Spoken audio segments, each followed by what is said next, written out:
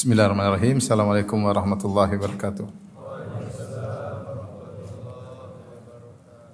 Alhamdulillahi ala ihsani wa syukru lahu ala taufiqihi wa amtinani. Wa asyhadu an la ilaha illallah wahdahu la syarika lahu ta'ziman li sya'ni. Wa asyhadu anna Muhammadan abduhu wa rasuluhu wa da'ila ridwani. Allahumma salli alaihi wa ala alihi wa ashabihi wa ikhwani. Hadirin dan hadirat yang dirahmati Allah Subhanahu wa taala, sebagaimana dijelaskan oleh para ulama bahwasanya seorang muslim atau seorang mukmin, seorang hamba masuk surga dengan rahmat Allah Subhanahu wa taala, terhindarkan dari neraka karena ampunan Allah Subhanahu wa taala dan meraih derajat di surga karena amalannya.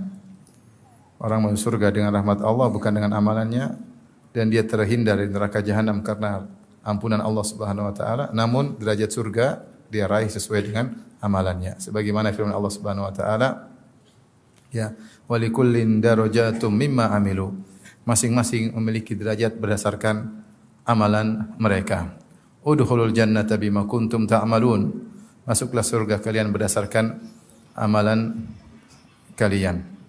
Oleh karenanya di dunia ini adalah tempat untuk kita beramal sebanyak-banyaknya. Sebagaimana kata Ali bin Abi Thalib radhiyallahu anhu, al-yauma amalun bila hisab. Sekarang yang ada amal, tidak ada yang menghisab kita. Akan tetapi wa ghadan hisabun bila amal. Namun esok di akhirat sudah tidak bisa beramal lagi, yang ada hanyalah hisab. Karena seorang berusaha untuk menjaga kalau dia beramal soleh agar amal solehnya tidak gugur dan tidak berkurang pahalanya. Karena itulah bekal dia bertemu dengan Allah Subhanahu wa taala. Bekal dia untuk menghadapi sakaratul maut adalah amal solehnya. Bekal dia untuk di alam barzah, sebagaimana dalam hadis, seorang dalam alam barzah maka datang seorang yang berwajah tampan rupawan, terus beraroma wangi, maka ditanya kepadanya, siapa? Man anta? Siapa engkau? Maka dia berkata, ana amaluka saleh, aku adalah amal baikmu selama di dunia. Dan sebaliknya ada seorang yang datangi dengan orang yang buruk rupa, dengan bau yang sangat tidak enak, maka dia bertanya, man anta? Siapa engkau? Maka orang itu berkata, ana amaluka sayyi', aku adalah amal burukmu selama di dunia. Maka bekal kita di alam barzah adalah amal soleh, apalagi ketika menghadapi kesulitan-kesulitan dan rintangan-rintangan yang ada di hari kebangkitan kelak. Maka saya ingin mengingatkan bahwasanya kita semua selain beramal soleh, ada perkara yang lebih penting, yaitu menjaga amal tersebut agar tidak gugur dan juga tidak berkurang nilainya. Ibnul Qayyim dalam kitabnya Al-Wabilus Sayyib pernah menyampaikan suatu perkataan yang indah. Dia berkata, laisa sya'nu fil amal, innama sya'nu kulla sya'ni fi hifdzil amal mimma yufsiduhu wa yuhbituhu. Perkara yang paling utama bukanlah masalah beramal soleh. Beramal soleh penting, tetapi innama sya'nu kulla sya'ni, perkara yang lebih penting dan sangat terpenting adalah fi hifdzil amal mimma yufsiduhu wa yuhbituhu, yaitu menjaga amal jangan sampai rusak. Kita sudah kerjakan jangan sampai rusak atau gugur. Kemudian beliau berkata, wa ma'rifatu ma yufsidul a'mal fi hali wuqu'iha, dan mengenali apa yang bisa merusak amal ketika amal sedang dikerjakan, wa yubtiluha wa yuhbituha ba'da wuqu'iha, apa saja pembatal amal ketika sedang mengerjakan amal tersebut. Dan ada juga pembatal yang muncul belakangan, amalnya sudah sah, tahu-tahu dibatalkan belakangan. Min ahammi ma yanbaghi an yufattisha alaihi al-abdu, ini perkara yang paling penting seorang untuk memeriksa dirinya.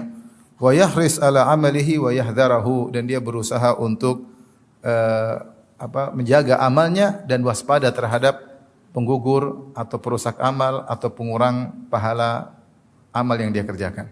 Ini nasihat penting dari Ibnul Qayyim rahimahullahu taala. Karena jangan sampai kita hanya semangat beramal, ternyata amal kita bermasalah. Bisa jadi tidak diterima sejak awal atau diterima kemudian digugurkan oleh Allah Subhanahu wa taala karena kita melakukan pembatal-pembatal atau penggugur amal saleh.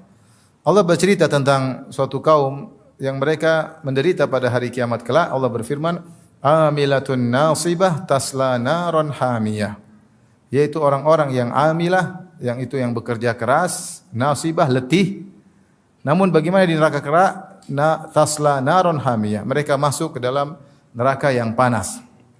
Padahal mereka amilatun nasibah, bekerja keras dan berletih-letih.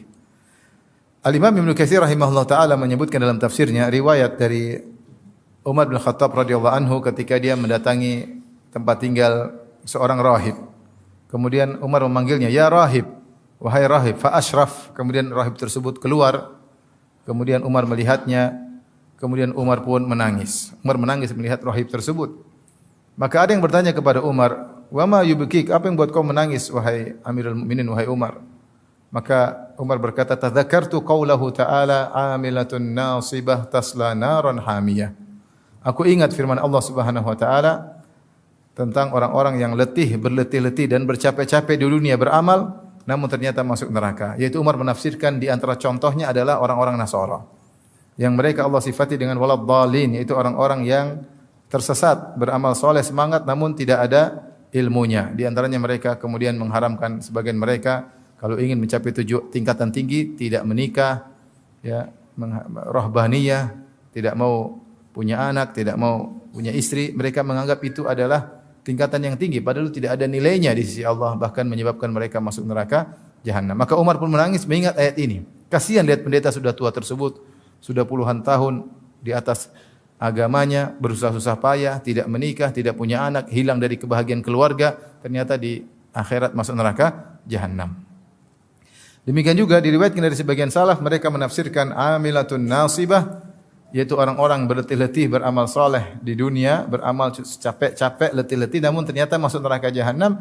Di antara mereka, sebagian ini pendapat Imam Al-Qurtubi rahimahullahu taala menafsirkan dengan ahlul bid'ah. Ahlul bid'ah seperti orang-orang Khawarij. Orang-orang Khawarij, Rasulullah sallallahu alaihi wasallam mensifati mereka dengan perkataan beliau, tahkiruna salatakum ma'a salatihim. Kalian para sahabat akan merasa minder kalau membandingkan salat kalian dengan salat mereka. Artinya orang-orang Khawarij salatnya lebih banyak. Wa siyamakum ma'a siyamihim. Kalian akan merasa minder kalau membandingkan puasa kalian dengan puasa mereka. Karena mereka sangat sering berpuasa.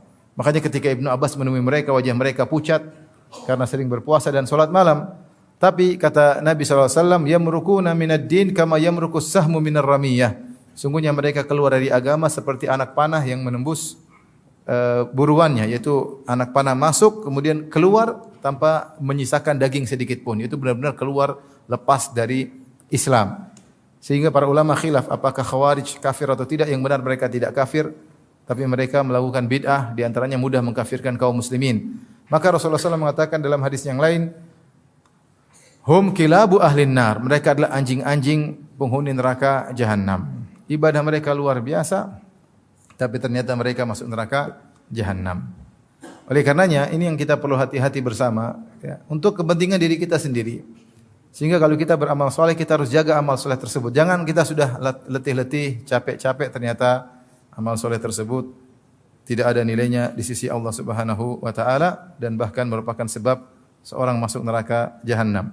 Baik, saya akan sebutkan banyak hal-hal yang pada ranah membatalkan amal ketika tercampur, atau membatalkan amal belakangan, atau mengurangi pahala amal. Ini semua tiga masalah. Membatalkan amal sejak awal, atau membatalkan amal soleh belakangan, atau mengurangi amal soleh, mengurangi pahala amal soleh. Setan tidak peduli. Tentunya dia ingin amal seseorang batal sejak awal. Kalau tidak bisa batal maka batal belakangan. Kalau tidak bisa batal belakangan paling tidak mengurangi apa? Pahala amalnya.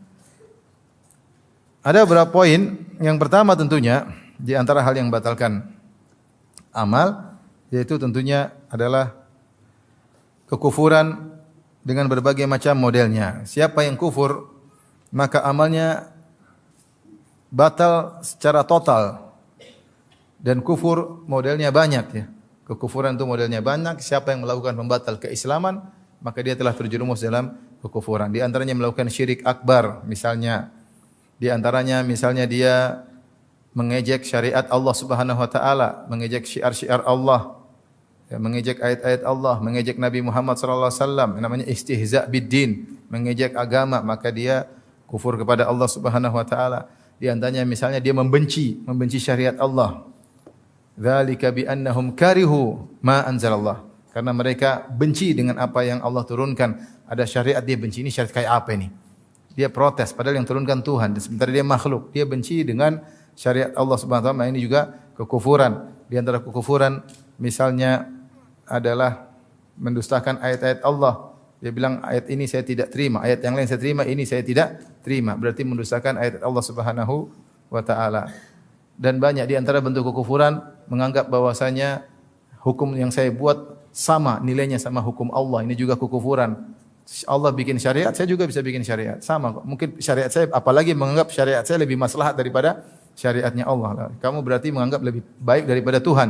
Ini juga kufur. Kufur banyak model-modelnya. Disebutkan oleh para ulama dalam kitab-kitab fikih mereka. Baik madhab Syafi'i, madhab Hambali, madhab Maliki maupun madhab Hanafi. Tapi bukan kita sekarang sedang menjelaskan hal itu. Tapi intinya, siapa yang melakukan kufuran, maka Islamnya batal. Sebagaimana wudu bisa batal, sebagaimana solat bisa batal, sebagaimana haji bisa batal, sebagaimana puasa bisa batal, demikian juga Islam seorang bisa batal jika dia terjerumus dalam kekufuran. Kata Allah Subhanahu wa taala, "Wa may yartadid minkum an dinihi fayamut wa huwa kafirun fa ulaika habitat a'maluhum fid dunya." Siapa yang murtad di antara kalian, kemudian dia meninggal dalam kondisi kafir, maka mereka itulah orang-orang yang amal mereka gugur. Wal fid dunya wal akhirah wa ulaika ashabun nari hum fiha khalidun. Dan mereka di neraka kekal selama-lamanya. Ini adalah orang-orang yang terjerumus dalam kekufuran dengan berbagai macam modelnya. Taib. Ini menggugurkan amal dari awal sampai akhir. Hanya saja para ulama khilaf, jika seorang melakukan kekufuran, kemudian dia kembali masuk Islam, apakah amalannya kembali atau tidak? Ini khilaf di kalangan para ulama. Menurut mazhab Maliki, gurunya Al-Imam Syafi'i, Al-Imam Malik berpendapat siapa yang melakukan kekufuran atau syirik akbar langsung nol, amalnya langsung nol. Seandainya kalau dia tobat maka mulai lagi dari nol. Seandainya dia pernah berhaji maka hajinya batal. Kalau dia masuk Islam lagi dia harus haji lagi. Ini menurut pendapat Imam Malik. Menurut Imam Syafi'i lebih ringan. Kata Imam Syafi'i, dia amalannya gugur kalau dia tidak bertobat. Adapun kalau dia bertobat maka amalnya tidak jadi gugur. Karena Allah mengatakan fayamut wa huwa kafir. Wa may yartadid minkum an dinihi fayamut wa huwa kafir. Siapa yang murtad dari agamanya kemudian dia meninggal dalam kondisi kafir. Mafhum mukhalafah, kebalikannya kata Imam Syafi'i, berarti kalau dia meninggal dalam kondisi bertobat, amalnya tidak jadi gugur. Pendapat Imam Syafi'i lebih ringan daripada pendapat gurunya Al-Imam Malik. Namun seorang berhati-hati jangan sampai terjerumus dalam kekufuran. Taib, di antara amal yang membatalkan atau perbuatan yang menggugurkan amal ketika sedang beramal adalah riya dan sum'ah. Siapa yang beramal soleh dengan riya dan sum'ah? Sum'ah itu melakukan amal soleh untuk diperlihatkan kepada orang lain agar dia diakui, agar dia dihormati, agar dia disanjung. Itu namanya riya. Dari ra'a, yura'i, riya'an, mura'at. Maka dia memperlihatkan amal solehnya kepada orang lain supaya dia disanjung dan supaya dia dipuji. Ketika dia melakukan demikian maka amal solehnya tidak diterima oleh Allah Subhanahu wa taala. Adapun sum'ah yaitu memperdengarkan, dia cerita. Dia cerita-cerita tentang amal solehnya agar dia dihormati, agar dia disanjung-sanjung, maka ketika itu amal solehnya gugur, tidak diterima oleh Allah Subhanahu wa taala. Dan seorang waspada di zaman sekarang karena orang banyak hobi memamerkan amal solehnya. Dengan ada sarana medsos, maka mereka memamerkan seluruh amal soleh mereka. Ikutilah kebiasaan para salaf menyembunyikan amal soleh. Kalau bisa seorang menyembunyikan amal soleh dia seluruhnya, bahkan amal soleh yang biasanya orang nampakkan hendaknya dia sembunyikan. Dia berbakti sama orang tua tidak usah cerita. Jangan cerita saya dulu bantu ibu saya dulu belikan ibu saya dulu berbakti sama bapak saya, enggak usah cerita. Seorang wanita berbakti kepada suami tidak usah pamer. Saya kalau sama suami saya begini. Enggak perlu. Biarlah Allah yang tahu. Semua amal soleh dia sembunyikan. Dia berbuat baik sama tetangga, dia berbuat baik sama anaknya, dia sedekah, enggak usah cerita. Kalau dia cerita boleh dalam kondisi terpaksa karena memang ada maslahat, tapi tidak boleh cari pujian. Kapan dia mencari pujian, maka itulah riya atau sum'ah. Sebagian ulama mengatakan intidharu tsana'in nas huwa riya. Menanti-nantikan pujian manusia itulah riya. Kita habis amal soleh tunggu dipuji nih, lagi nunggu, belum dipuji, masih nunggu dipuji, sudah apa? Sudah riya. Pas dipuji, inilah yang saya pingin. Berarti pas, itulah riya sesungguhnya, sudah terbukti. Kapan dia beramal soleh nunggu pingin dipuji, itu sudah riya dan sum'ah. Maka seorang bersihkan dirinya dengan mengetahui kapan dia beramal, Allah sudah tahu. Wa ma anfaqtum min khairin fa innallaha bihi alim. Apapun yang kau infakkan sedikit pun Allah tahu. Kalau Allah sudah tahu, ya sudah. Enggak usah perlu yang lain tahu. Maka hati-hati jangan terbawa dengan kebiasaan banyak orang suka pamer amal soleh. Karena kita enggak tahu kapan kita publish, kita ikhlas atau kita riya. Tipis banget. Supaya hati-hati yang enggak usah dipublish, enggak usah diceritain. Baik. Di antara amal yang bisa membatalkan amal soleh setelah dilakukan amal soleh, yaitu membatalkan sedekah. Allah telah berfirman, "Wala tubtilu a'malakum." Janganlah kalian batalkan amalan-amalan kalian. Jaga amal tersebut, jangan dibatalkan.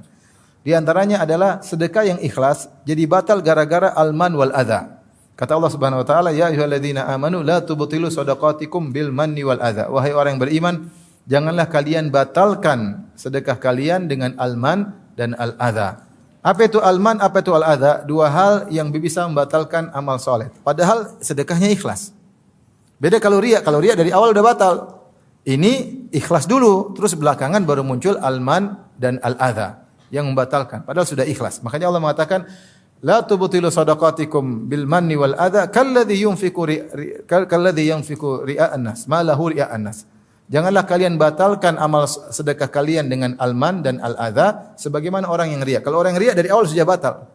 Ini kita cerita tentang orang yang ikhlas, kemudian belakangan dia melakukan al-man dan al-adza. Apa itu al-man? Al-man adalah orang yang merasa punya jasa budi kepada orang yang dia bantu sehingga dia merasa mentang-mentang terhadap orang yang dia bantu. Kata Ibnu Hajar rahimahullah taala, al-man asalnya adalah amalan hati namun terkadang terungkapkan dengan lisannya. Jadi kalau kita bantu orang jangan kita merasa kita hebat. Kita merasa dia rendah. Kita merasa dia punya hutang budi sama saya sehingga ada timbul mentang-mentang. Justru kita ini bersedekah supaya hati kita bersih. Hati kita bersih karena tujuan sedekah adalah membersihkan hati. Kata Allah Subhanahu wa taala, "Khudz min amwalihim shadaqatan tutahhiruhum wa tuzakkihim biha." Ambillah sedekah dari mereka untuk mensucikan mereka dan bersihkan mereka. Orang kalau sering sedekah hatinya bersih. Karena dia peka kepada sesama kaum muslimin, dia menyayangi kaum muslimin. Bukan dia bersedekah untuk sombong dan mentang-mentang. Kapan sedekah tidak membersihkan hatinya, malah mengotori hatinya, maka sedekah tersebut menjadi dosa besar. Karena timbul al-man. Al-man itu mengugurkan sedekah. Makanya Rasulullah SAW mengatakan, "Salasatun la yukallimuhumullahu yaumal qiyamah." 3 orang yang Allah tidak ngajak ngobrol mereka, tidak berbicara dengan mereka pada hari kiamat kelak. Wala yanzuru ilaihim. Allah tidak memandang mereka dengan pandangan rahmat pada hari kiamat kelak. Wala yuzakkihim. Allah tidak ampuni dosa-dosa mereka.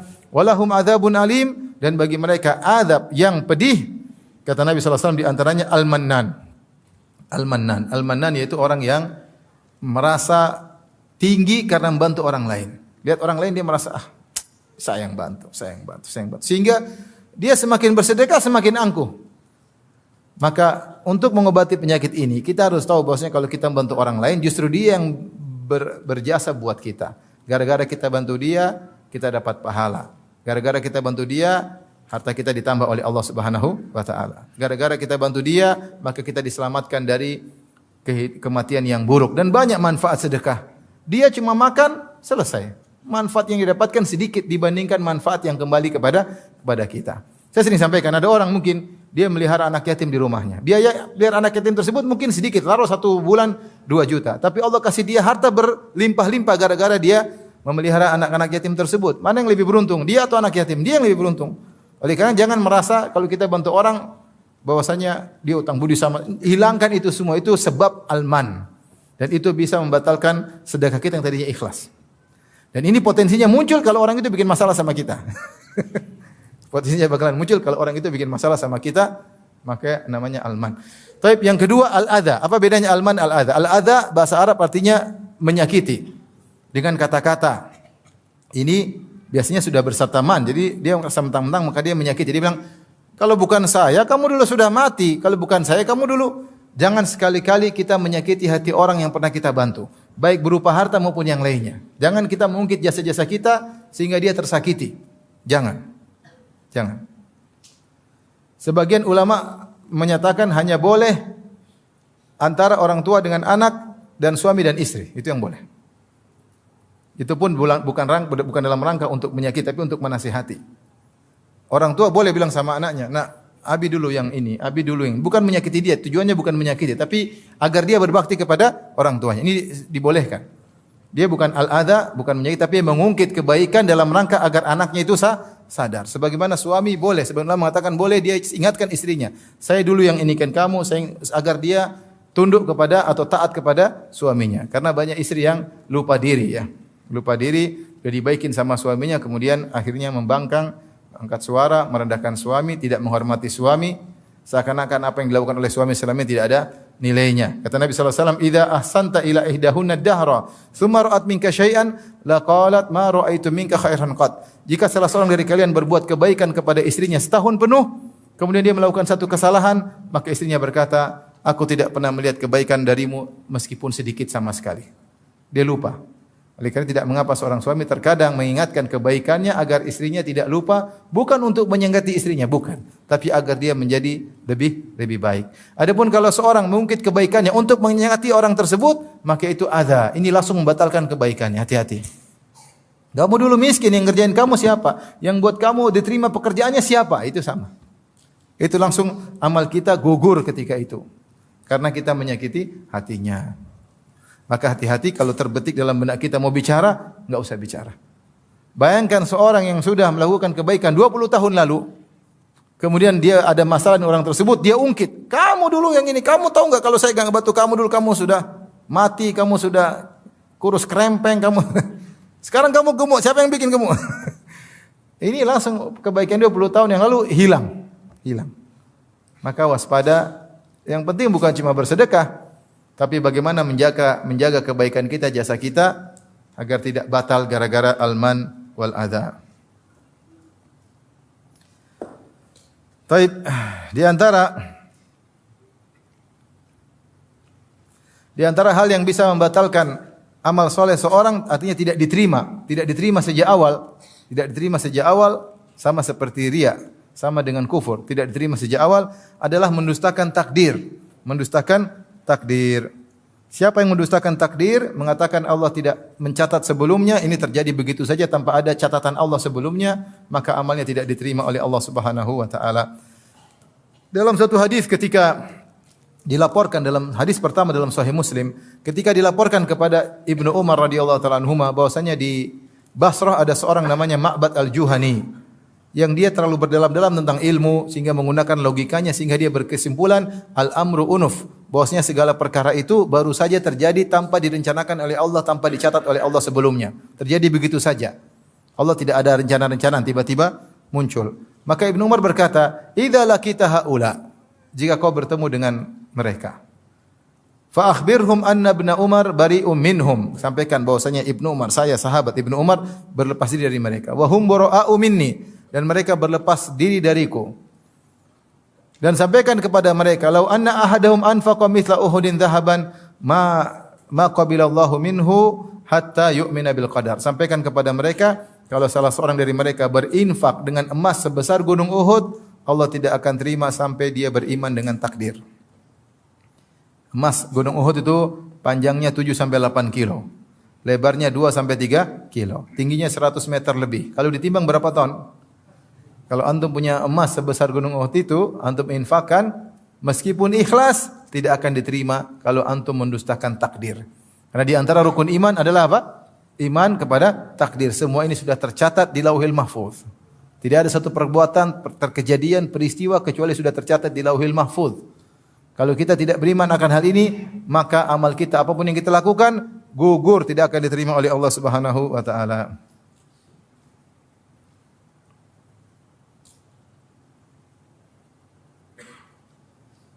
Demikian juga dalam hadis Rasulullah SAW bersabda,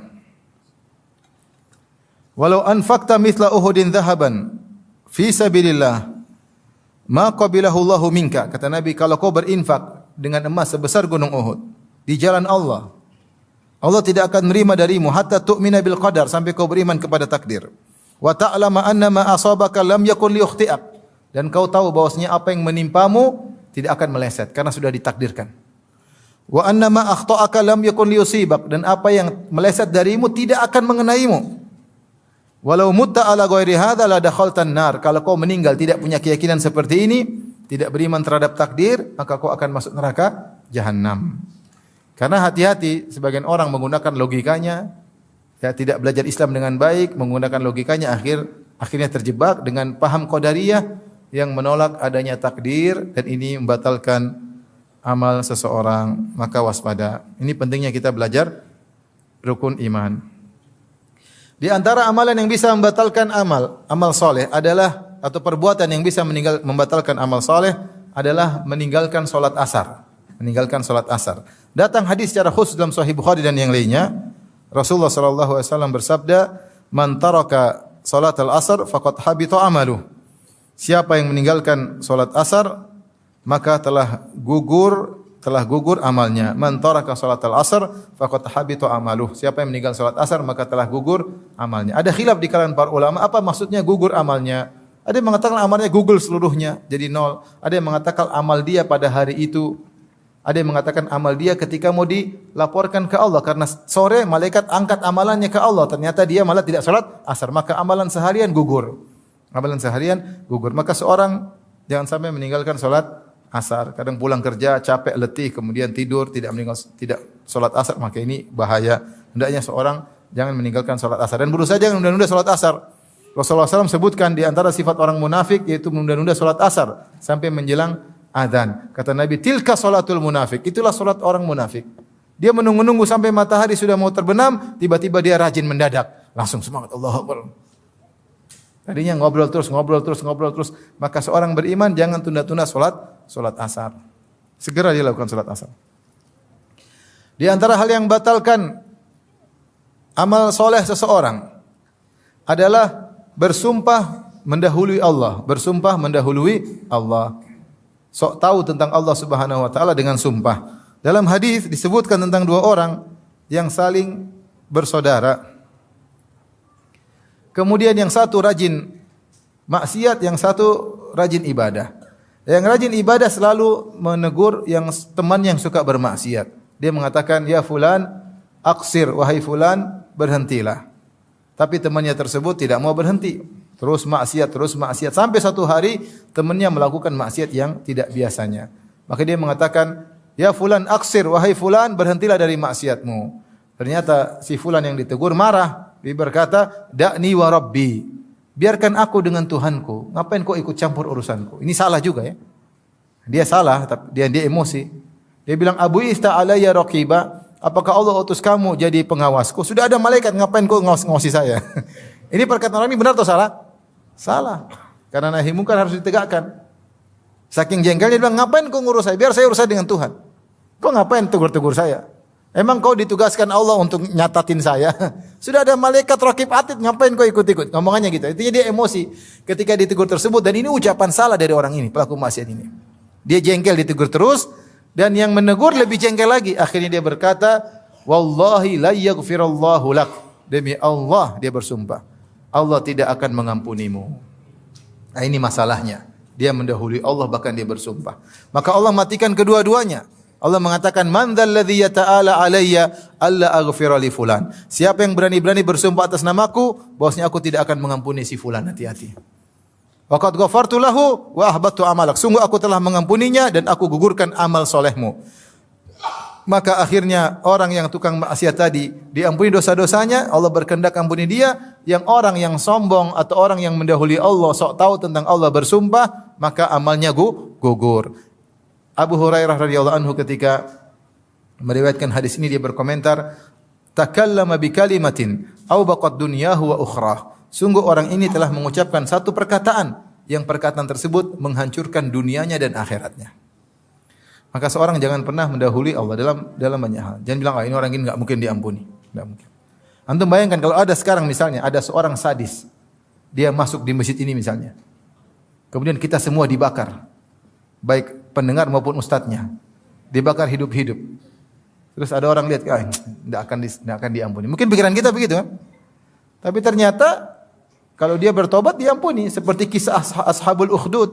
Allah sebutkan dalam surat Al-Buruj. Kata Allah, innal ladzina fatanul mu'minina wal mu'minati tsumma lam yatubu falahum adzabu jahannam wa lahum adzabul hariq. Sungguhnya orang-orang yang membakar kaum mukminin dan membakar kaum mukminin hidup-hidup, dibakar kaum mukminin, kaum mukminat ribuan orang dibakar hidup-hidup sambil menikmati pembakaran tersebut, nonton, ketawa ketiwi, nikmati pembakaran tersebut.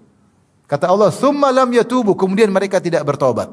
Maka bagi mereka adab yang pedih, bagi mereka adab yang bakar. Ketika Allah berfirman, kemudian mereka tidak bertobat, mereka diadab. Berarti kalau mereka bertobat, diadab atau tidak? Tidak. Siapa yang lebih bejat dari Fir'aun? Fir'aun bejat atau tidak? Sangat bejat. Tetapi Allah masih beri dia kesempatan untuk bertobat. Buktinya Allah kirim Musa dan Harun, dua nabi bahkan. Dan Allah wasiatkan kepada Musa dan Harun, faqula lahu qawlan layyinan la'allahu yatadzakkaru aw yakhsha. Wahai Musa dan Harun, ucapkanlah kata-kata yang lembut, siapa tahu Fir'aun sadar. Siapa tahu Fir'aun sadar. Bahkan Allah berikan mukjizat-mukjizat, namun dasar Fir'aun kepala batu ya. Akhirnya mati dalam kondisi kafir. Seandainya dia bertobat, diterima enggak tobatnya? Bahkan di antara orang setelah Nabi wafat, ada sebagian orang ngaku sebagai nabi. Murtad atau tidak jadi mengaku sebagai nabi? Murtad. Di antara mereka ada yang sadar masuk Islam lagi, kemudian berjihad di jalan Allah dan meninggal mati syahid. Ada. Oleh karena jangan kita karena lihat orang maksiat kita emosi, ya model kamu ini tidak bakalan diampuni oleh Allah. Enggak boleh. Enggak boleh. Maka tidak boleh kita mendahului Allah. Tidak boleh juga kita mengatakan, intinya jangan mendahului Allah. Kita bilang, demi Allah ini pasti masuk surga. Enggak boleh. Enggak boleh. Ketika ada Ummul Ala memuji Utsman bin Maz'un. Utsman bin Maz'un seorang sahabat yang sangat zuhud, terkenal rajin ibadah. Ketika dia meninggal, maka Ummul Ala berkata, sungguh mulia engkau wahai Utsman, laqad akramakallah, sungguh Allah telah memuliakan engkau. Maka Nabi tegur, wa ma yudriki, dari mana kau tahu Allah memuliakan dia? Dari mana kau tahu? Inilah arjulahul khair, adapun saya berharap dia dapat kebaikan karena dia orang soleh. Tapi dari mana kau pastikan bahwasanya Allah telah memuliakan dia? Enggak ada yang tahu. Ini hal gaib. Hal gaib. Kemudian Nabi mengatakan, adapun saya pun saya tidak tahu tentang bagaimana diriku. Maka kita tidak tahu, jangan pastikan hal yang gaib. Seperti di zaman Nabi dalam Musnad Imam Ahmad dengan sanad yang hasan. Dikatakan kepada Nabi, inna fulana matat wastarahat. Ya Rasulullah, ibu itu telah meninggal dunia dan istirahat. Seperti kata-kata orang sekarang, telah istirahat di peristirahatan yang terakhir. Faqadiban Nabi sallallahu alaihi wasallam. Nabi pun marah. Nabi berkata, "Innama yastarihu man ghufira lahu." Sungguhnya yang istirahat kalau sudah mati itu yang diampuni oleh Allah Subhanahu wa taala. Dari mana kau tahu dia diampuni oleh Allah Subhanahu wa taala? Enggak ada yang tahu. Maka kita jangan pastikan seorang masuk surga kecuali yang sudah Allah sebutkan atau Nabi sebutkan. Kalau Abu Bakar di surga jelas, Nabi bilang Abu Bakar di surga, Umar di surga, Utsman di surga, Ali di surga, 10 sahabat Nabi bilang di surga. Kita boleh, Bilal di surga boleh. Tapi selain itu jangan kita pastikan. Kita mengatakan mudah-mudahan masuk apa? Surga. Tidak boleh juga kita bilang pasti masuk neraka kecuali yang telah dipastikan oleh Allah Subhanahu wa taala. Oleh karenanya jangan mendahului hal-hal yang gaib. Makanya di antara hal yang konyol sebagian dai mengatakan kita pasti masuk surga. Saya pernah dengar orang ceramah seperti itu. Kelompok kita ini pasti masuk surga. Masya Allah. Bahkan ada yang parah lagi. Kalau ada kelompok lain masuk surga gara-gara kita. Ada lagi, si wali fulan bisa matikan neraka jahanam. Allahu Akbar. Main-main dengan gampang-gampang. Nanti di akhirat bisa matikan neraka jahanam. Ya Allah. Nabi aja berdoa, Rabbana atina fid dunya hasanah wa fil akhirati hasanah wa qina adzabannar. Di antara doa yang paling sering dibaca Nabi, wa qina adzabannar. Jauhkanlah kami dari azab neraka jahanam. Ini dibilang wali fulan, Habib fulan bisa matiin neraka jahanam. Enggak boleh berlebih-lebihan. Taib. Di antara hal yang bisa menggugurkan amal soleh adalah menentang Rasulullah sallallahu alaihi wasallam, baik perkataan maupun perbuatan. Allah berfirman di awal surat Al-Hujurat, Ya ayyuhalladzina amanu la tarfa'u aswatakum fawqa sautin nabi. Ya ayyuhalladzina amanu la tuqaddimu baina yaday Allahi wa rasulihi wattaqullaha innallaha samii'un 'alim. Ya ayyuhalladzina amanu la tarfa'u aswatakum fawqa sautin nabi wa la tajharu lahu bil qawli ka jahri ba'dikum li ba'din an tahbata a'malukum wa antum la tash'urun. Wahai orang yang beriman, janganlah kalian mendahului Allah dan Rasul-Nya. Ya, semuanya Allah Maha mendengar dan Maha mengetahui. Wahai orang yang beriman, janganlah kalian mengangkat suara kalian di atas suara Nabi. Dan jangan kalian membesarkan suara kalian sebagaimana kalian kalau berbicara besar di antara kalian. Antahbatu a'malukum. Bisa jadi amal kalian gugur wa antum la tash'urun, sementara kalian tidak sadar. Maka di antara yang bisa menggugurkan amal ketika Nabi masih hidup, tidak sopan di hadapan Nabi. Bicara keras-keras seperti ngomong dengan teman sendiri. Setelah turun ayat ini, Umar kalau bicara dengan Nabi bisik-bisik, takut. Takut. Sampai ada seorang namanya Sabit bin Qais tidak mau keluar rumah. Kenapa? Dia jauh hari saud, suaranya keras. Dia tidak mau keluar rumah. Mana Sabit, kok tidak ke masjid? Kata dia, saya penghuni neraka. Kenapa? Suara saya keras. Nabi bilang tidak, dia penghuni surga. Ya, dia penghuni surga. Artinya sahabat benar-benar takut ketika turun ayat ini, jangan sampai ngangkat suara di hadapan Nabi sallallahu alaihi wasallam. Dan sebelumnya Allah berkata, la tuqaddimu, jangan kalian mendahului Allah dan Rasulnya. Kata para ulama maksudnya, kamu kalau melakukan apa-apa, lihat dulu dalilnya. Jangan kamu sok membuat hukum. Apa kata Allah, apa kata Rasul, tinggal ikuti. Ada lagi yang berkata, maksud ayat tersebut, kalau sudah ada hukum Allah, sudah hukum Rasulullah, jangan kau punya ide. Contoh misalnya kita tahu syariat wanita berjilbab, kemudian kita punya ide. Kenapa sih wanita? Coba kalau tidak berjilbab kan lebih nyaman. Ini namanya ide, kasih ide sama Allah. Ini enggak boleh. Syariat Allah sempurna atau tidak? Sempurna. Al-yauma akmaltu lakum dinakum. Maka jangan kasih ide tentang syariat Allah. Ya. La mu'aqqiba li hukmih, tidak ada yang bisa protes terhadap hukum Allah Subhanahu wa taala. Dia tuh Tuhan, kamu tuh manusia, kekuranganmu banyak. Kamu ngurus istri aja enggak bisa, mengurus hukum-hukum. Ngurus anak aja enggak bisa, mengurus hukum-hukum. Allah Subhanahu wa taala ngurusi alam semesta, ngurusi matahari, ngurusi rembulan, ngurusi bintang-bintang, mengurusi laut, mengurusi semua alam semesta, hewan-hewan diurusi oleh Allah. Allah bikin aturan yang begitu kokoh, terus Allah turunkan hukum buat kamu supaya kamu baik, kamu bilang saya tidak terima. Hukum saya lebih baik daripada hukum kamu ya Allah. Ini orang tidak tahu diri. Kamu Tuhan atau hamba? Kamu tuh hamba, ngurus dirimu saja enggak becus, mau ngurus bikin hukum buat manusia yang lain. Maka siapa yang sudah datang perintah Allah dan Rasulnya, kemudian dia menentang, amalnya gugur. Kata Ibnu Qayyim rahimahullah, jangankan menentang hukum, sepakat dengan hukum Nabi, hanya ngomongnya keras aja, la tarfa aswatakum fawqa sautin nabi wa la tajharu lahu bil qawli ka jahri ba'dikum li ba'din an tahbata a'malukum wa antum la tash'urun. Jangan kalian angkat suara kalian, jangan kalian berbicara keras dengan Nabi seperti kalian bicara di antara kalian, bisa jadi amal kalian gugur dan kalian tidak sadar. Ini zaman sekarang banyak orang Allah berfirman demikian, bukan enggak benar, enggak cocok, seperti orang liberal. Rasulullah bilang enggak pas lagi, enggak relevan zaman sekarang, kita bikin hukum baru. Aduh. Repot. Kamu tuh siapa?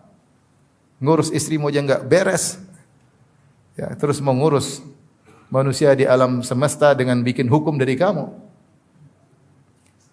Oleh karenanya kalau hukum semua dari manusia, pasti nanti ada yang protes, ada yang diuntungkan, ada yang tidak diuntungkan, dan demikian. Expire, kemudian ini dan seterusnya. Kalau mau hukum yang benar adalah hukum Allah Subhanahu wa taala. Intinya di antara hal yang menggugurkan amal seorang ketika dia tahu ini hukum Allah dan Rasulnya, kemudian dia menentang.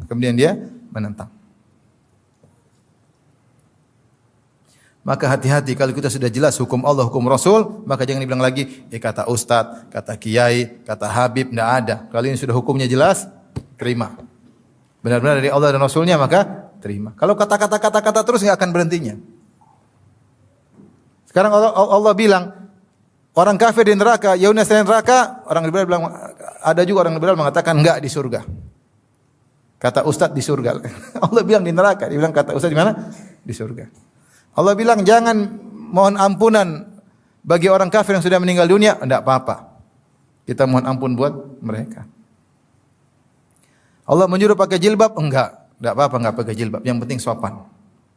Sopan bagaimana? Sesuai dengan tradisi. Kalau di kantor sopan ya buka jilbab, kemudian betis kelihatan sedikit sopan. Itu namanya jilbab versi kantor. Tapi kalau di pantai ya bikini, itu yang sopan. Kacau seperti ini. Kalau sudah jelas hukum Allah dan Rasulnya, jangan coba-coba berpaling. Apalagi menentang, maka akan gugur amal. Tapi di antara hal yang bisa menggugurkan amal, artinya tidak diterima sejak awal adalah bikin bid'ah dalam agama. Itu ritual-ritual agama yang tidak pernah diajarkan oleh Nabi SAW dan tidak pernah diajarkan oleh para sahabatnya. Maka seorang tidak usah berbuat ritual-ritual yang tidak pernah diajarkan. Oleh karenanya Ibnu Umar radhiyallahu taala anhu ketika ada orang bersin, dia Hashim, kemudian dia bilang alhamdulillah wassalamu ala rasulillah. Dia gandengkan alhamdulillah dengan salawat atau ucapkan salam kepada Nabi. Maka Ibnu Umar tegur, bukan begini. Cukup bilang apa? Alhamdulillah atau alhamdulillahirabbil alamin. Mau salawat kapan saja, tapi jangan bikin ritual salawat bersama dengan alhamdulillah rabbil alamin bacaan ketika bersin. Paham? Nanti ada orang bikin bid'ah lagi. Hashim, alhamdulillahirabbil alamin arrahmanir rahim maliki yaumiddin iyyaka na'budu al-Fatihah. Tapi al-Fatihah kan bagus, iya, tapi bukan dibaca setiap kali bersin. Kamu baca kapan saja boleh, tapi jangan kau bikin baca al-Fatihah ritual setelah apa? Bersin. Saya pernah ditanya, Ustaz, apa hukum salat birrul walidain? Apa lagi salat birrul walidain? Enggak ada salat. Salat sudah jelas banyak. Jangan bikin lagi salat-salat baru. Imam Nawawi rahimahullah mengkritik beberapa salat yang beliau sebutkan sebagai bid'ah yang mungkar, di antaranya seperti salat raghaib dan juga salat 100 rakaat malam nisfu Sya'ban. Beliau ingkari, Imam Nawawi. Kenapa tidak ada ritual seperti itu? Nabi tidak pernah mengajarkannya, para sahabat tidak melakukannya. Kalau seorang mau bikin, setiap orang boleh bikin kreasi dalam agama, agamanya jadi kacau. Satu ibadah sambil loncat-loncat, satu ibadah sambil menari-nari, katanya dapat pahala. Lah bagaimana? Nanti satu ibadah sambil dangdutan, dapat pahala. Kalau begitu ceritanya ngapain diutus Rasul? Seorang bikin ibadah masing-masing. Makanya tidak boleh seorang alhamdulillah Hashim terus alhamdulillahirabbil arrahmanir rahim maliki yaumiddin waladdallin amin. Tidak boleh. Tidak boleh. Baca Quran bagus-bagus, tapi jangan dijadikan sebagai ritual setelah apa? Bersin. Paham? Itu maksudnya. Kalau enggak nanti banyak kreasi dan itu semua ibadah yang tidak diajarkan oleh Nabi tertolak. Kata Nabi SAW, "Man ahdatsa fi amrina hadza ma laysa minhu fa huwa rad." Siapa yang mengada-ngadakan perkara dalam agama ini yang tidak ada contoh dari kami maka tertolak. Lihatlah berbagai macam akidah-akidah baru yang muncul. Ada namanya wahdatul wujud. Ibnu Arabi mengatakan Tuhan bersatu dengan makhluk. Ada pengikutnya sampai sekarang masih ada buku-bukunya. Ini bid'ah. Kita bilang baik, enggak bisa. Bertentangan dengan tauhid. Bagaimana Allah bersatu dengan apa? Makhluknya, enggak mungkin. Saya ditanya, Ustaz, bagaimana hukum salat birrul walidain? Saya bilang enggak ada. Maksudnya apa salat birrul walidain? Mungkin untuk berbakti sama orang tua. Nanti kalau bikin salat ini, salat lama-lama ada salat poligami. Enggak ada. Jangan bikin salat sudah jelas, jangan bikin salat baru. Bahkan Imam Nawawi mengingkari, Imam Nawawi rahimahullah ulama Syafi'i, mengingkari orang yang mengangkat jenazah sambil berzikir keras-keras. Itu tidak ada contohnya. Imam Nawawi dalam bukunya disebutkan tidak boleh, ini enggak ada contohnya. Orang mengangkat jenazah dengan khusyuk, dengan tenang, bukan malah berzikir apa? Keras-keras.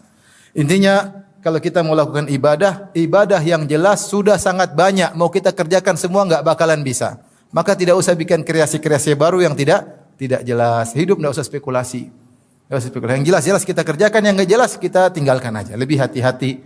Kalau perkara dunia silakan spekulasi, silakan berkreasi. Kalau perkara agama ya sudahlah ikut sunnah Nabi. Kita kan ahlus sunnah wal jamaah. Sunnah wal jamaah itu apa? Mengikuti sunnah Nabi. Sunnah Nabi itu apa? Yang dilakukan oleh Nabi itu namanya sunnah Nabi. Paham? Kalau Nabi tidak lakukan namanya bukan sunnah Nabi.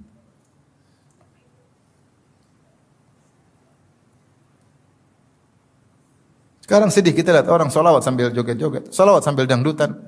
Ya aduh. Bebas mau nari-nari, saya bilang ini.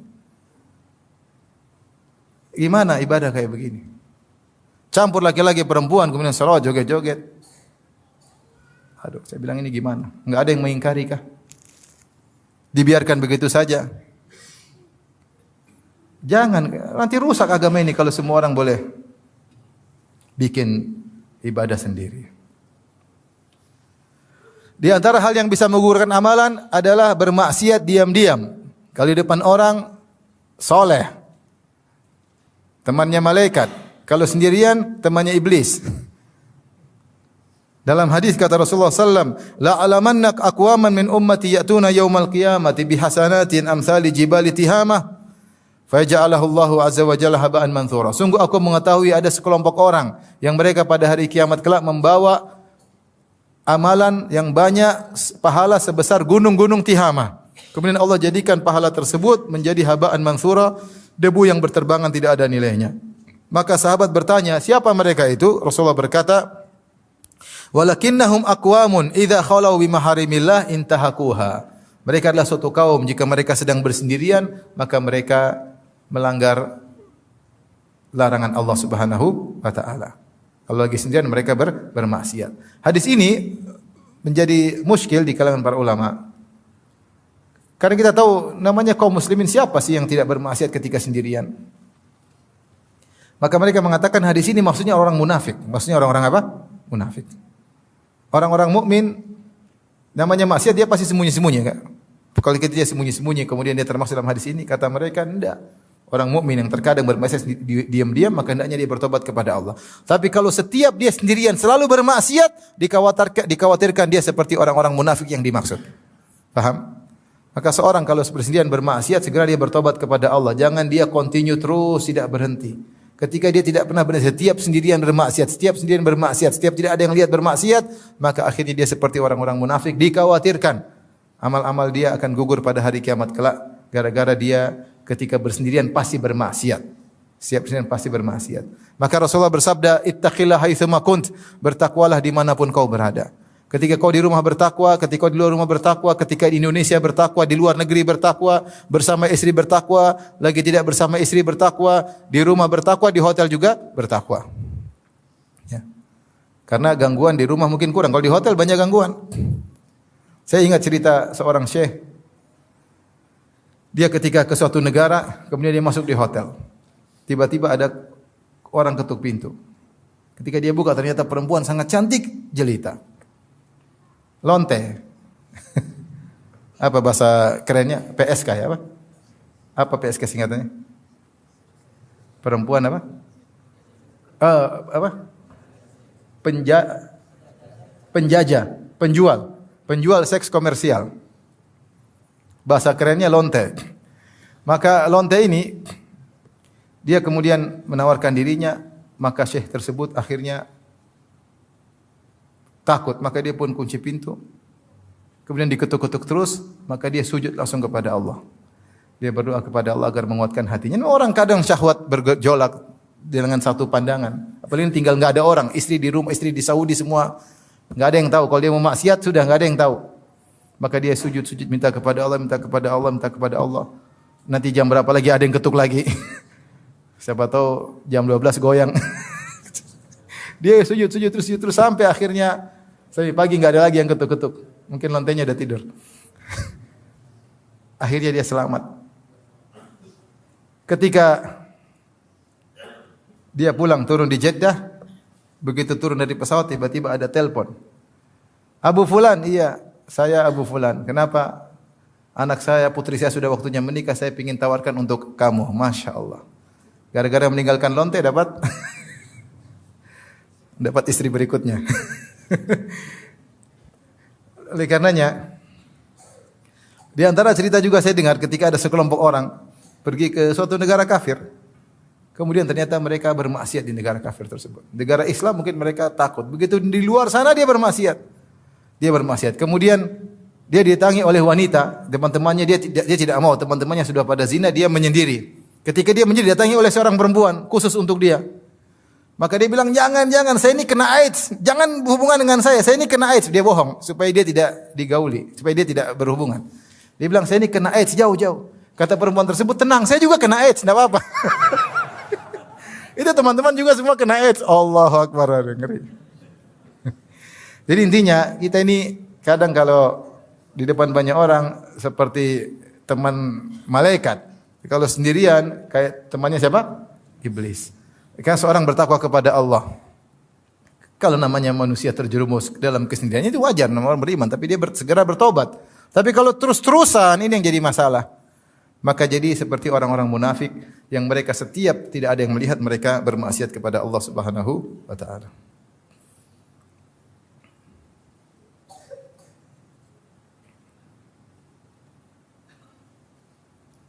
Di antara hal yang menjadikan amalan tidak diterima oleh Allah adalah pergi ke dukun, tanya-tanya kepada dukun. Man atakahinan aw arrafan lam tuqbal salatuhu arba'ina yauman. Siapa yang datang kepada dukun kemudian bertanya-tanya kepada dukun tersebut tidak akan diterima salatnya selama 40 hari. Dia tetap wajib untuk salat. Kalau dia tidak salat maka lebih parah lagi. Dia wajib salat 40 hari tapi salatnya tidak diterima. Salatnya sah tapi tidak diterima. Kenapa? Karena dia bertanya-tanya kepada dukun. Ini baru bertanya kepada dukun. Kalau percaya kepada kabar dari dukun tentang masa depan, maka dia telah kafir. Karena yang tahu masa depan cuma Allah Subhanahu wa taala. Ini sekedar tanya-tanya saja. Maka dari sini dilarang seorang untuk membuka-buka ramalan-ramalan bintang. Jangan buka-buka. Kata para ulama, membuka-buka ramalan bintang, pengin cari tahu tentang nasib dia sama dengan bertanya-tanya kepada dukun. Saya bintang Libra, apa sih nasibnya bulan ini? Ini bulan apa ini? Bulan apa? Februari, bulan Februari. Akhir Februari uang berkurang diomelin istri. Waduh. Begitu pulang benar wah dia bilang, "Kamu nih enggak punya duit." Oh iya benar ya. Akhirnya hatinya terikat dengan ramalan tersebut. Mulailah dia setiap ada masalah dia buka ramalan. Dan Nabi berkata, "Man 'allaqa syai'an wukila ilaihi." Siapa yang menggantungkan dirinya dengan sesuatu, maka dia akan dibuat bertawakal kepada sesuatu tersebut. Maka hukum melihat ramalan bintang, pengin tahu sama dengan bertanya kepada para dukun, tidak diterima salatnya selama 40 hari. Al-Qurtubi punya bantahan yang mudah. Dia mengatakan, "Ya akhi, coba suatu kapal di zaman dia dulu. Suatu kapal dinaiki oleh 3.000 orang. 3.000 orang tersebut kira-kira tanggal lahirnya sama atau beda? Beda. Kira-kira semua bintang ada di situ enggak? Semuanya pasti ada di situ. Kemudian tenggelam sama-sama tenggelam. Ini bintangnya beda-beda semua, tenggelam semua dalam waktu yang sama. Kalau harusnya bintangnya beda-beda, nasibnya beda-beda, harusnya ada yang tenggelam, ada yang loncat, ada yang terbang, harusnya demikian. Ketika semua tenggelam bareng-barang menunjukkan bintang-bintang tersebut tidak ada faedahnya. Paham?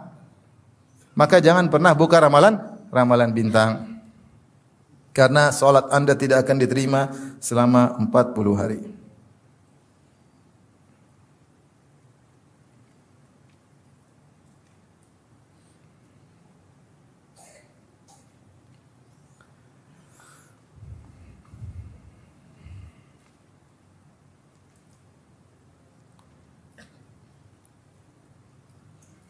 Di antara yang menjadikan amal tidak diterima seperti amal puasa adalah berkata dusta. Kata Nabi SAW, "Man lam yada' qawla zur wal jahla wal amala bihi, fa laisa lillahi hajatun fi ayyada' ta'ama wa syarabahu." Siapa yang tidak meninggalkan perkataan dusta dan mengamalkan konsekuensi dusta tersebut, maka Allah tidak butuh dengan lapar dan dahaganya. Artinya dia berpuasa, puasanya sah namun tidak diterima oleh Allah Subhanahu wa taala. Saya sering sampaikan, saya pernah mengisi salah satu stasiun TV terkenal, bukan di TV-nya tapi di pegawai-pegawainya. Tentang hal ini, saya sampaikan hadis ini.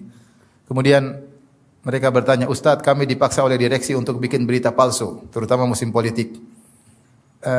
Apakah puasa direksi tidak diterima?" Enak aja, kalian juga enak.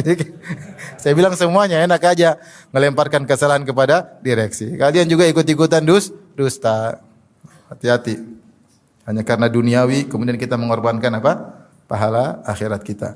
Di antara yang mengurangi pahala adalah menyimpan anjing yang bukan anjing yang diizinkan oleh syariat. Kata Nabi SAW, "Man amsaka kalban yanqusu min amalihi kulla yaumin qirat." Wa fi riwayatin qiratan. Siapa yang menyimpan anjing, memelihara anjing, maka setiap hari amalannya akan berkurang 1 qirat. 1 qirat seperti gunung. Ada yang dalam riwayatnya 2 qirat seperti 2 gunung Uhud. Illa kalba harthin aw kalbi masyiyah. Kecuali anjing yang diizinkan. Anjing diizinkan seperti anjing untuk berburu, kalbu saidin. Di antaranya anjing masyiyah, anjing yang menjaga hewan ternak. Di antaranya kalbu harthin, anjing yang ditugaskan untuk menjaga kebun. Itu tidak jadi masalah. Itu diizinkan. Sebagian ulama mengkiaskan seperti anjing yang digunakan untuk menangkap orang yang punya narkoba dan semisalnya. Adapun anjing yang tidak terkait dengan hal-hal ini disimpan di rumah, maka ini akan mengurangi pahala seorang setiap hari 1 gunung Uhud. Dia saja amal solehnya belum tentu sampai 1 gunung Uhud. Gimana berkurang? Sayang. Ini kebiasaan orang-orang bule, jangan diikuti. Jangan diikuti. Apalagi anjingnya mendolimi orang. Betapa sering kita lewat rumah orang anjingnya gonggong. Kita dilihat seperti wajah pencuri. Bukan orang takut. Takut.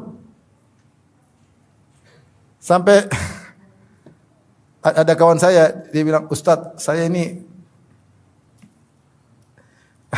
Dia gemuk sekali. Dia gemuk sekali.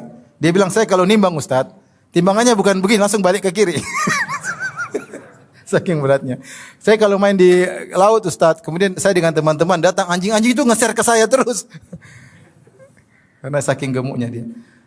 Tapi mengganggu, sudah kurang pahala, menzalimi orang. Orang digonggong takut atau tidak? Takut ya akhi. Makanya tidak boleh. Kalbul akur, anjing yang mengganggu orang lain itu boleh dibunuh. Yang mengganggu orang lain. Kalau anjing tidak mengganggu tidak jadi masalah. Tidak jadi masalah. Anjing-anjing liar tidak mengganggu. Tapi ada anjing yang jahat selalu mengganggu, menggigit. Sampai kasus kemarin di Jakarta Timur, pembantunya dimakan sama anjing. Anjing kan melihara anjing butuh biaya. Dagingnya harus ini, anjingnya gede. Ketika tidak ada makanan, pembantunya dimakan. Kemarin di sebelah Ciras apa tuh? Ya, situlah daerah Jakarta Timur. Subhanallah. Maka orang mukmin jangan ikut-ikutan kebiasaan orang kafir. Terkadang biaya kasih makan 10 anak lebih ringan daripada biaya kasih makan 1 ekor apa? Anjing. Apalagi anjing besar makannya khusus, belum ininya, belum anunya, belum ininya. Buang-buang uang.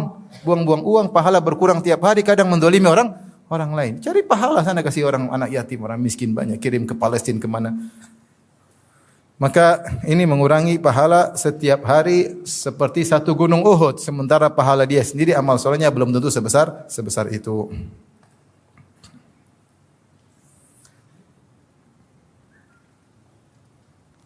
Di antaranya yang ditolak amalannya adalah wanita yang membangkang kepada suaminya.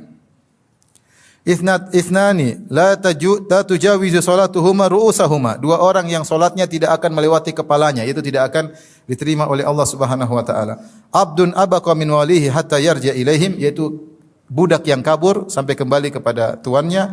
Wa imra'atun asat zaujaha hatta tarji. Wanita yang membangkang kepada suaminya sampai dia kembali kepada suaminya. Hati-hati ini kepada para ibu-ibu. Jangan suka membangkang kepada suami. Kalau membangkang kepada suami, salatnya tidak diterima oleh Allah Subhanahu wa taala. Rugi. Kemudian juga dalam hadis yang lain, salasatun la tujawizu salatuhum adhanahum. 3 orang yang salatnya tidak akan diterima. Al-abdul abik hatta yarji. Hamba budak yang kabur sampai kembali. Wa imra'atun batat wa zawjuha 'alaiha sakhit. Seorang wanita istri yang tidur sementara suaminya marah sama dia. Dia cuek aja. Suaminya ngomel-ngomel, dia pakai selimut tidur. Ini tidak diterima salatnya sampai dia kembali kepada suaminya. Wa imamu qaumin wa hum lahu karihun. Perhatikan ini. Imam yang dibenci oleh makmumnya. Ada imam model begini. Terlalu pede, tidak ada yang akan jadi imam, dia maju sendiri jadi imam. Bacaannya kicau beliau, kacau balau. Kacau balau. Al-Fatihah salah, bacaan salah, lagu enggak enak, tapi mau jadi imam. Ditegur marah-marah. Semua orang mau tidak sholat di belakang dia, masjidnya cuma di situ. Akhirnya mereka sholat situ, benci sama dia, ini imam, sholat tidak terima. Jadi imam ini bukan masalah gengsi-gengsian. Imam ini adalah kedudukan syar'i. Rasulullah yang suruh. Harus ada syarat-syarat untuk menjadi imam. Kata Rasulullah SAW, ya ummukuma, ya aqra'ukum, ya ummul qaum aqra'uhum li kitabillah. Yang menjadi imam yang paling mahir dalam Al-Quran. Yaitu yang paling berilmu, yang ngerti para sahabat dulu keilmuan mereka dalam Al-Quran sama, itu paling berilmu. Itu yang boleh jadi imam, bukan gengsi-gengsian, jangan. Mereka jadi imam. Kalau terjadi imam, tidak ada yang suka. Ditegur enggak mau, tetap ngeyel pengen jadi imam. Karena orang jadi imam gengsi, imam masjid. Imam besar di masjid kecil. Akhirnya solatnya tidak diterima, kasihan. Kasihan. Maka kita bukan masalah, makanya di antara larangan para ulama, kalau jadi imam jangan tawadhu-tawadhuan. Kamulah jangan. Padahal dia tahu dia lebih alim dari kamu, yang maju ini bukan masalah tawadhu. Rasul yang suruh, yang paling alim menjadi apa? Imam. Jangan bilang enggak kamu aja. Padahal dia tahu orang ini enggak tahu, enggak bisa jadi imam. Kamu aja. Tawadhu yang keliru, paham? Ini karena terkait dengan salat jamaah seluruhnya. Jadi cari imam yang baik. Demikian kajian kita.